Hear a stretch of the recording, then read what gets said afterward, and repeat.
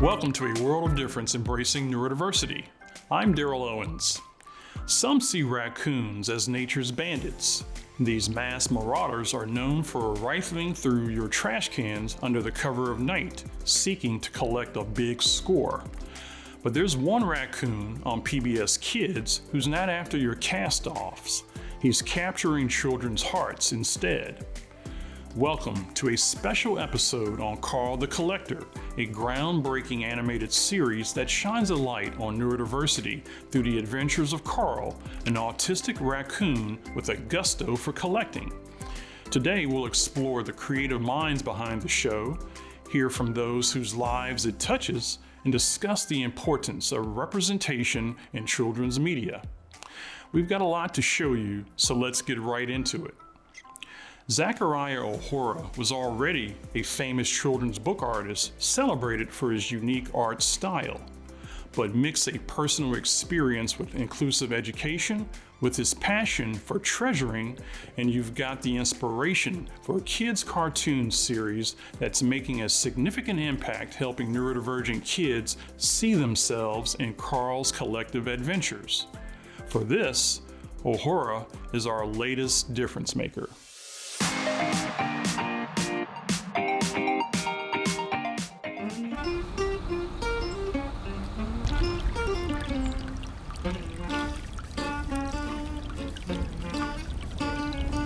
That's where Carl sets up a bike jump and he jumps off of here and clears that little creek and then ends up breaking his arm and getting a cast on it. And that's the location, the inspiration. Nico, you're late. It's 2:31.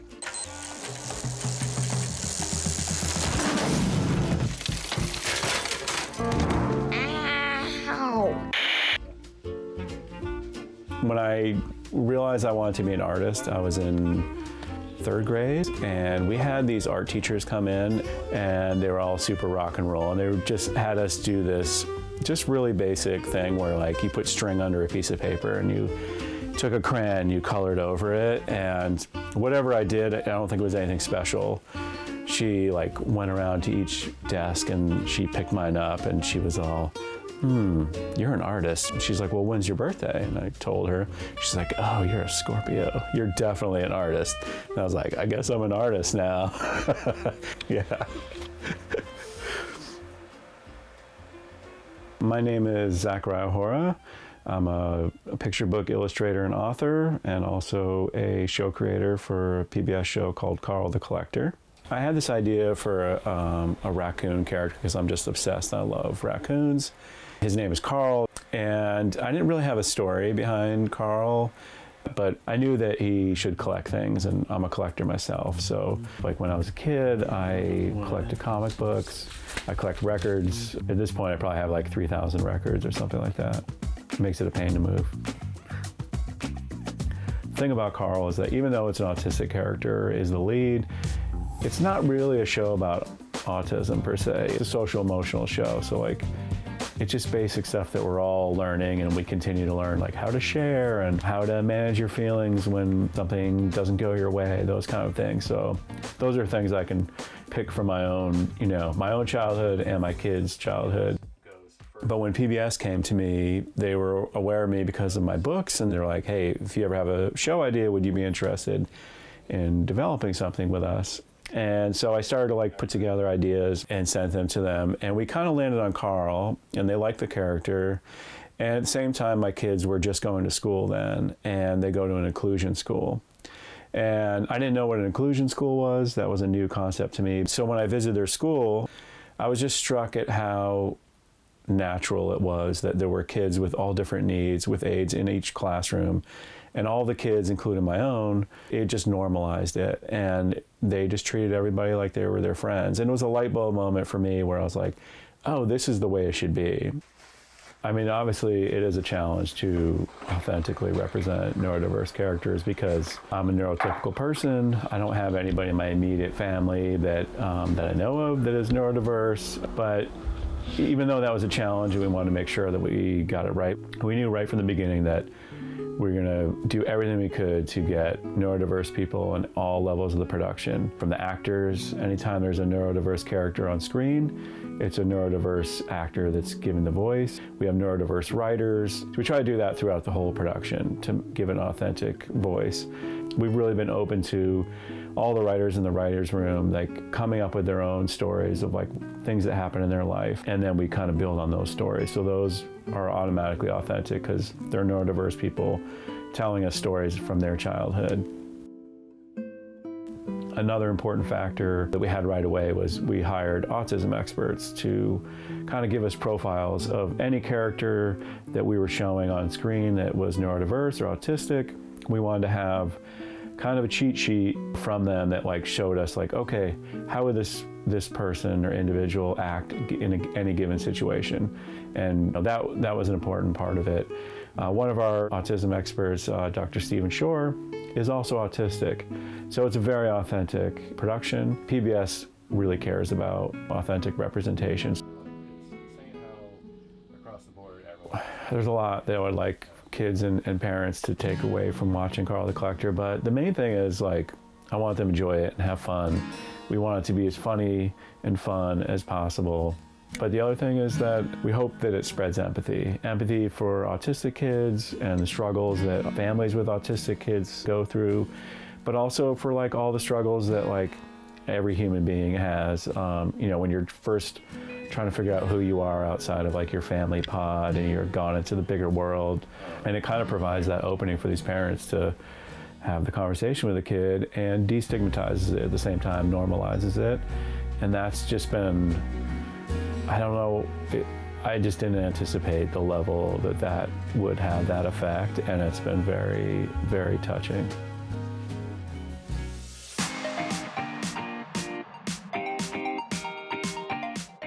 Write what you know. That's dog-eared advice often given to would-be novelists. That advice works for television show directors too. Ask Lisa Wittick. As a mother of a neurodivergent son, the talented director of Carl the Collector brings a deeply personal perspective to her work. Her unique perspective infuses the show with authenticity and heart.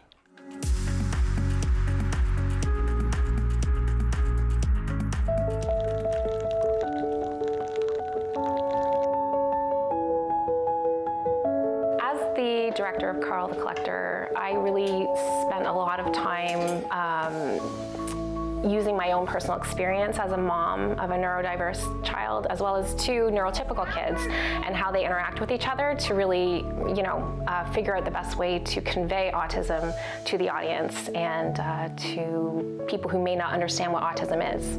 I was very excited. It was an autistic character. I had never seen anything like that before on TV, and then having that personal connection with my son, I thought, yes, we could do something really, really amazing here. Yes, it's Carl the Collector! We knew we couldn't just treat him like your typical animated character, right? He's going to have certain mannerisms. He's going to speak a certain way. He's going to do things that maybe are a little bit different than your ordinary cartoon character. So we had to work with the animation team to figure out how are we going to show stimming, for example. And stimming is when the kids are overstimulated. They have to get some energy out, so they might wiggle their fingers, or they might pace, or some autistic kids like to jump on a trampoline, for example.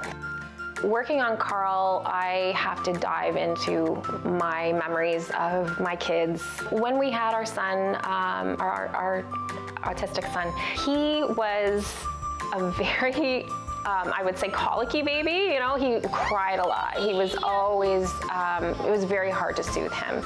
He was diagnosed when he was 12. So it was later, but it was a lot of advocating for him. There was a lot of researching and trying to figure out and calm him and say, look, it just means that your brain is wired differently, you're going to process things differently, and we're going to work together to try and make your life as fulfilling and tailored to you as possible. I'm not sure how I would have been able to do the job as director if I hadn't had my personal experience here, because it is such a nuanced and subtle thing. that you almost have to know what you're looking for. So we work with some advisors from PBS, and that coupled with my own personal experience of, watching my son grow up and seeing the situations that puts him in an overwhelmed state or an excited state has really, really helped to kind of propel the visuals along and make it so that we can get that across to the audience on screen. 2 gallons of water, 1 cooler with 126 ice cubes, 1 pitcher, 481 grams of sugar, 20 lemons, 20 12-ounce cups, and 1 Sheldon. Carl's friends are not all autistic. There's one other autistic character named Lotta, but we have Sheldon, who's his best friend, and we've got Forrest, and we've got the Bunny twins as well, and none of them, they're neurotypical. So seeing how they interact and maybe sometimes don't understand what's happening with Carl, why is he acting this way? I am able to pull memories from our own situation here at home and figure out, how best to show that in a visual way. We knew we had to represent autism in a way that was very respectful, and we didn't want to speak for autistic people at all. We wanted them to speak for themselves. So it was at that point where we made sure we had writers on the team that were autistic, and they were telling their own stories from their own points of view, and that was, that has given us some of the best episodes that we have. When we were seeking out voices for Carl and Lotta, we also wanted to make sure that we found some autistic children to play the autistic characters that we see on screen. The mom character, she's so supportive and tries really, really hard to help Carl through, tough situations sometimes, but she also lets him figure things out on his own. And there are times where even she feels overwhelmed and doesn't quite know what she should be doing. And, I like to show that part of the experience as well, because parents of autistic kids and neurodiverse kids in general, a lot of the time you're just kind of like flying by the seat of your pants. You don't know if you're doing the right thing. You hope you are, but it's, just to kind of let them feel seen is another huge rewarding experience for me. With Carl the Collector, we really are hoping that the audience can watch it and not just be entertained, because it is a really fun and entertaining show, but we also really hope that neurodiverse kids can look at the show and either see themselves, figure out ways and strategies to help them get through certain situations. But we also really hope to help neurotypical kids understand what's happening with an autistic person and understand how they can be the best friend that they can be to their classmates who may be struggling or maybe need a little extra support. Finally, I just hope that parents can see themselves and feel represented and understand that they're not doing this alone, that there's a whole community of people out there who are going through the same thing that you are. I hope anybody that needs to see it gets to see it and feels like they're represented.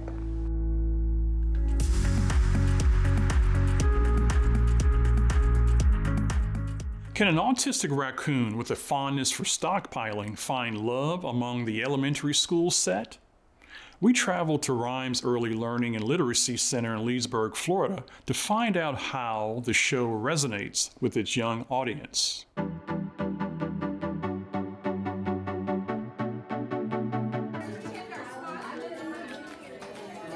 Have you ever heard of a cartoon character named Carl the Collector?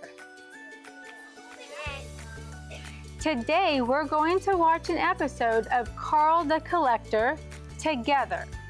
This is super exciting because Carl the Collector is the first cartoon with a main character who is neurodivergent, just like some of our friends here at Rhymes. It's Carl, the Collector.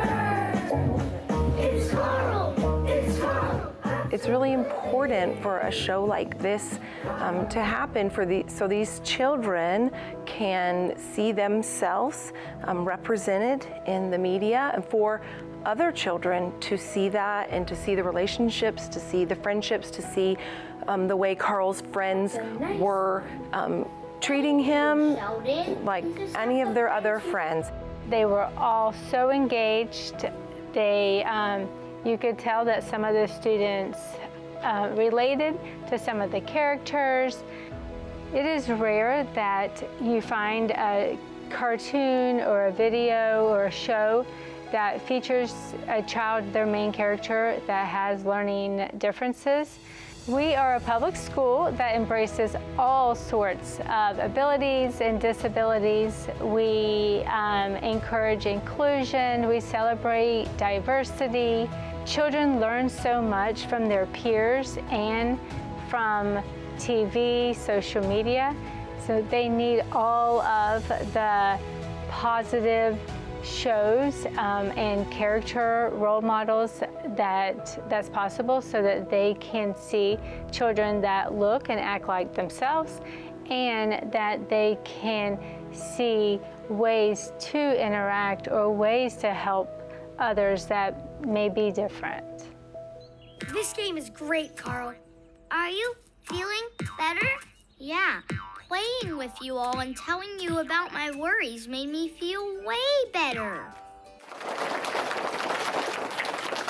I have one thing in common from the main character. We both sometimes are not organized, and I'm really not really organized because sometimes it gets messy, then clean, messy, then clean. Stuff is just all over the place. So I'm really different from other people. I like to craft, and other people don't really like to craft, and I'm really curious about stuff. I like the part that he tried to take the bouncy ball out, but then all of the balls fell out. I learned that it's important to share. I like to have friends that are different because they can be really nice sometimes. It's very important for our students to see, how different we are, but it doesn't mean that we treat them, any differently. Kids can see that not everyone is the same, but we can still all love one another and still treat them with kindness, even though we all are all different in many ways. I think just like with books, we read and have those conversations like all the time, making those self-to-text connections and text-to-text, text-to-world connections, other characters in books or people we know in our real lives. You could do the same thing with a show like this, just watching the episode today and then having those conversations with the kids, implementing questions, asking questions to get them thinking, to have conversations, and have them make those real-world connections to themselves and to students by sharing. They can see characters and they can learn from them, they can relate to them, they can make connections to these characters and help them not feel so different. If I met Carl and his friend, I would say, do you want to be friends?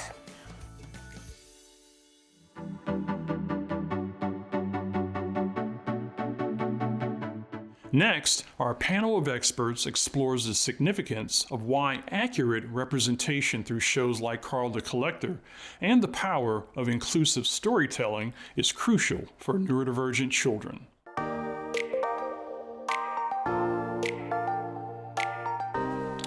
Dr. Emily Bly is a licensed clinical psychologist and CEO of Psychology Partners Group in Westchester, New York. She specializes in treating adolescents, adults, couples, and families with a focus on ADHD. Dr. Bly earned her PhD in clinical psychology from the Graduate Center, City College of New York, and completed her internship at New York Presbyterian Hospital, Columbia University Medical Center. She furthered her training with postdoctoral work at Columbia University's Counseling and Psychological Services. Dr. Bly has extensive experience providing therapy to diverse clients, many impacted by neurodiversity.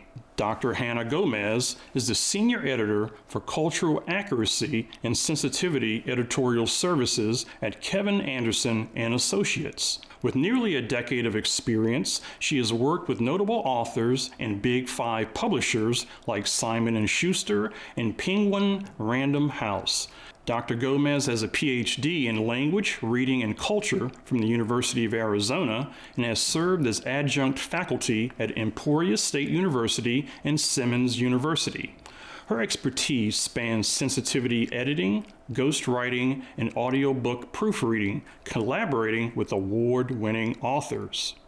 Dr. Marianne Premack is an assistant professor at Beacon College in Leesburg, Florida, America's first accredited baccalaureate institution dedicated to serving neurodivergent students with learning and attention issues. She holds an ED degree and EDS in educational leadership from the University of Florida and an MS and BS in English education from Florida State University. Her expertise includes post-secondary access, retention and success, teacher education, and support for neurodiverse students. Dr. Premack teaches courses in educational leadership, introduction to teaching, career development, and multicultural diversity, earning respect and recognition in the field of education.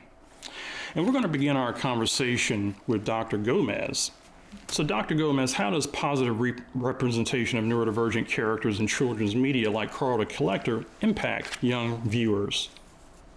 Well, exposure really is everything. And with television, especially because it's not, a movie that you see just once. Television characters you're inviting into your home every day or every week. So they really become, friends for kids. And, as a result, they start to, see whoever those characters are as their friends, and then can start recognizing, qualities in those characters, perhaps in their classroom or at daycare or in their neighbors, that sort of thing. In the book world, we talk a lot about the concept of mirrors, windows, and sliding glass doors, and how we all need, some books that mirror our lives back to us and others that show us, windows into other worlds. And I think that applies to other forms of media as well, and television especially is that sort of sliding glass door that allows kids to walk into someone else's world and get to know them. And then it really normalizes whatever they're seeing. Thank you. So, Dr. Premack, how can exposure to positive representations of neurodivergent characters like those in Carl the Collector influence the educational experiences of neurodivergent students as they progress through post-secondary school? Well, it's really important to foster the sense of belonging for students. It's been shown to be extremely significant regarding access to and retention in and graduation from post-secondary institutions, that students feel that sense of belonging. And shows like Carl the Collector foster that sense of belonging for students so that they can feel seen and valued. For example, in the Tool Collection episode, it mirrors relatable childhood challenges where Carl is seen going around and unscrewing like one screw from everywhere around the house and kind of bending those rules that his mom had set about like appropriate use of his new birthday present, which was a screwdriver. And so it's relatable, it makes people feel seen, and it fosters that sense of belonging. And then it also builds confidence and builds those self-advocacy skills. So it helps them feel like they can achieve their goals. So, Dr. Bly, how do media portrayals of neurodivergent characters influence the self-esteem and self-worth of neurodivergent students? Sure. So if you put yourself back in the head of childhood, you remember for a minute, imagine that you're a kid, and the period of time of childhood there, you really are trying to figure out who you are, what's normal, where you fit in, whether you're neurotypical or neurodivergent, right? And you think about all the TV shows and movies that you watch. As a neurodivergent kid, if the characters that you're seeing on the screen are always portrayed, say, as the quirky sidekick, right, or the one who messes things up, or even worse, perhaps the villain, that really takes a hit on your self-esteem and makes you feel that you could never possibly be the hero of your own story. But on the other hand, when media gets it right, it can be quite amazing. as in Carl the Collector, the child there is really portrayed as someone who is complex, as someone who is capable. So it sends a really powerful message to kids that you're okay, you're valuable, you also can achieve great things. And it gives them positive role models and a way of seeing themselves into the future. It's such an important role that media plays. Watch the full Ask the Expert segment on our website at awodtv.org if you want to learn more about this topic. You can also watch or listen on Facebook, YouTube, or on your favorite podcasting platform.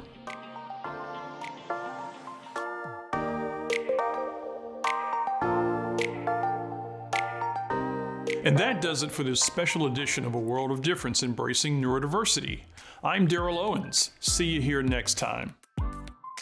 You can watch episodes of A World of Difference on the Beacon College Facebook and YouTube channels and on the show's website, awodtv.org.